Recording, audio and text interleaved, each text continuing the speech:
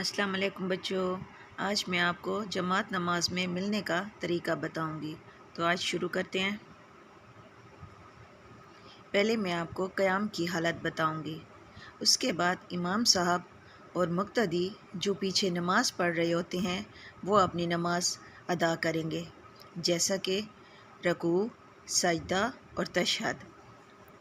قیام میں امام صاحب پہلی رکعت میں ثنا پڑھیں گے، پھر سورۃ فاتحہ پڑھیں گے اور پھر کوئی سورت پڑھیں گے۔ دوسری رکعت سورۃ فاتحہ پڑھیں گے، پھر کوئی سورت پڑھیں گے۔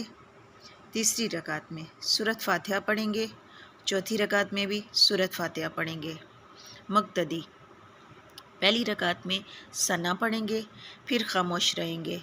دوسری رکعت میں خاموش رہیں گے، تیسری رکعت میں بھی خاموش رہیں گے اور چوتھی رکعت میں بھی خاموش رہیں گے۔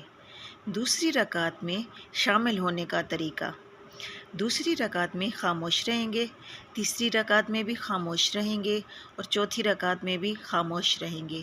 سلام کے بعد اٹھ کر پہلے ثنا پڑھیں گے، پھر سورۃ فاتحہ پڑھیں گے، اس کے بعد کوئی سورت پڑھیں گے اور اس کے بعد اپنی نماز مکمل کریں گے۔ تیسری رکعت میں شامل ہونے کا طریقہ: تیسری رکعت میں خاموش رہیں گے، چوتھی رکعت میں خاموش رہیں گے،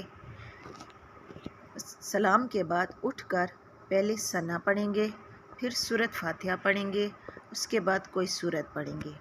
دوسری رکعت میں سورۃ فاتحہ پڑھیں گے اور پھر کوئی سورت پڑھیں گے اور اس کے بعد اپنی نماز مکمل کریں گے۔ چوتھی رکعت میں شامل ہونے کا طریقہ: چوتھی رکعت میں خاموش رہیں گے، سلام کے بعد اٹھ کر پہلے ثنا پڑھیں گے، پھر سورۃ فاتحہ پڑھیں گے اور پھر کوئی سورت پڑھیں گے اور اس کے بعد تشہد میں بیٹھیں گے۔ اس کے بعد دوسری رکعت میں سورۃ فاتحہ پڑھیں گے اور پھر کوئی سورت پڑھیں گے۔ پھر تیسری رکعت میں سورۃ فاتحہ پڑھ کر اس کے بعد اپنی نماز مکمل کریں گے۔